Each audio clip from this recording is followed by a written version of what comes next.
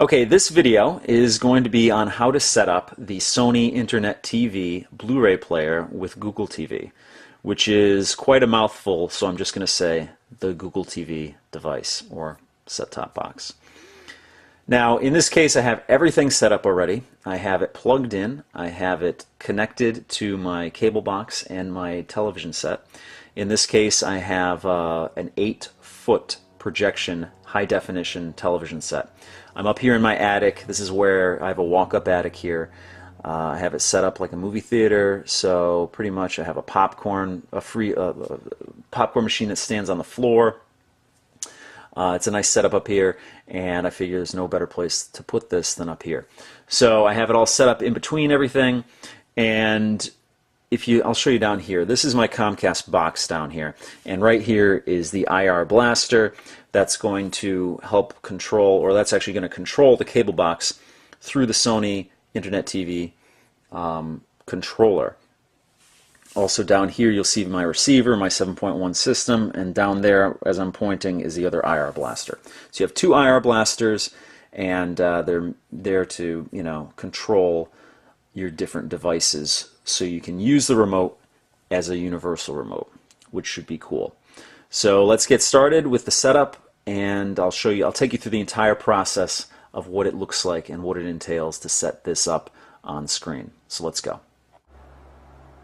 Okay, you see the Sony splash screen there.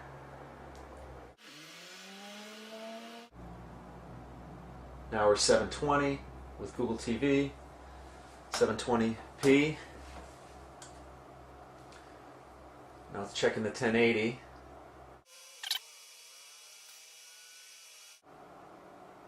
And we got a mouse. And I actually should turn on some sound.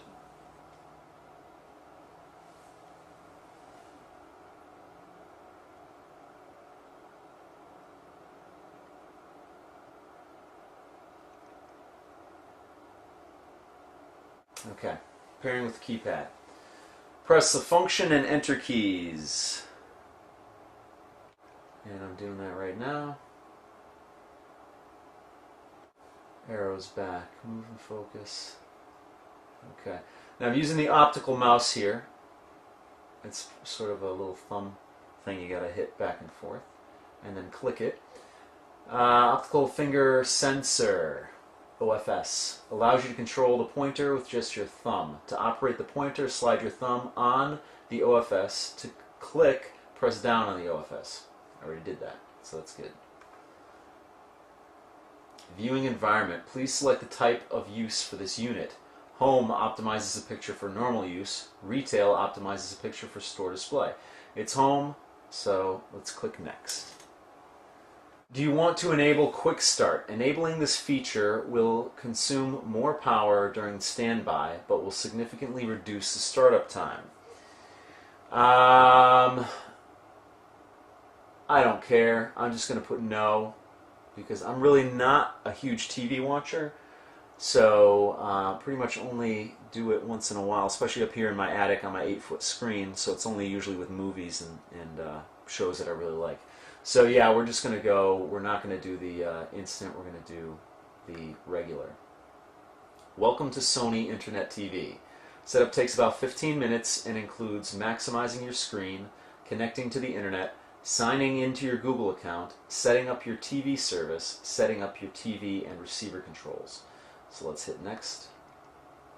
Maximizing your screen area. In 4 steps, you'll push each side of the Google TV screen to just barely cover the edge of your TV screen.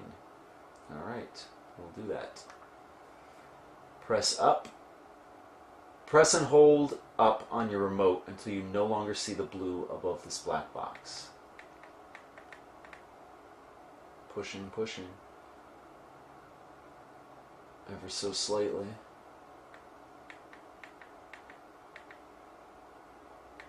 There we go. Next. I kind of like this pointer. It's very, it reminds me of game controls here. Press and hold the right. Basically the same thing. So we're going to hold it over to the right and get rid of all the blue.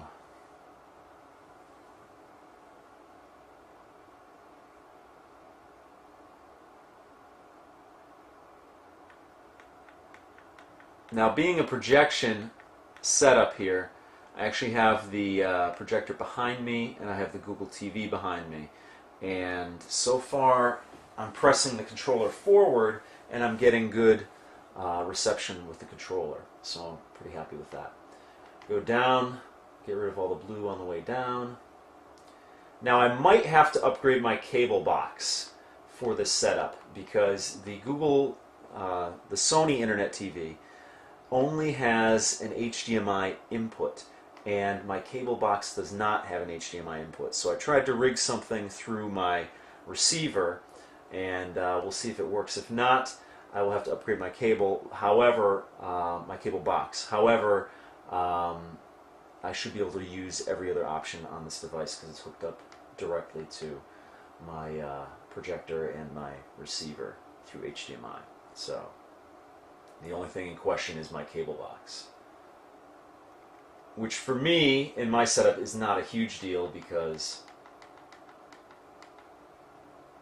I'm not, like I said, I'm not a huge TV watcher. Maximize your screen area. Your screen should be maximized. If you still see blue, select Start Over. No blue. Connect to the internet. How do you connect to the internet? I connect wirelessly.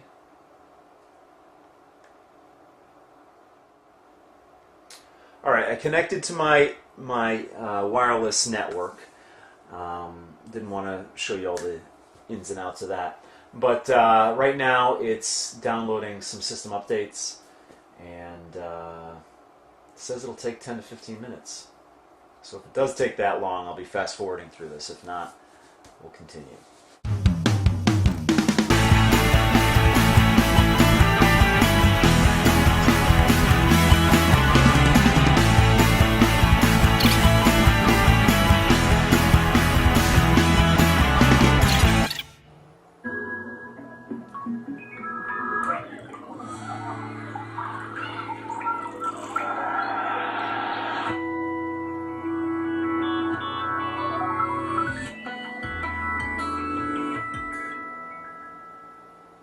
Welcome.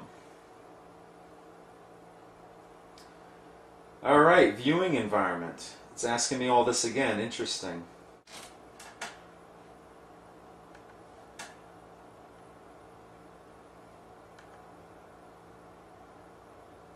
Well, it's going to have me maximize my screen again. Interesting. Reboot from scratch. Wow. Alright, I'm going to do this real quick. Alright, we're connected to the internet.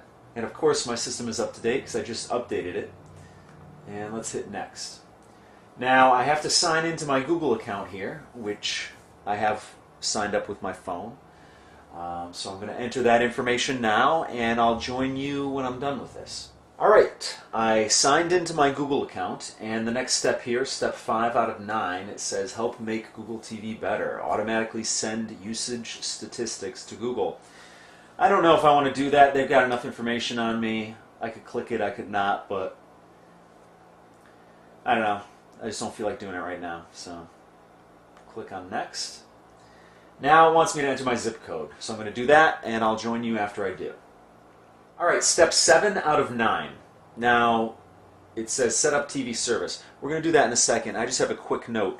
As I've been typing in my passwords and my user information and my wireless password and all that, I've noticed that there really is no caps lock key on the keyboard. So if you want a capital letter, you have to hold the shift key down, sort of like you would do on a regular keyboard. The only difference is that on an Android phone, if you hit capital or shift, it capitalizes the first letter in whatever you're doing, and then it just, you don't have to worry about it. So you hit it once and you don't have to hold it. I wish this was that way, but not a big deal. It's just like a regular keyboard. But there is no caps lock key on there, just so you know.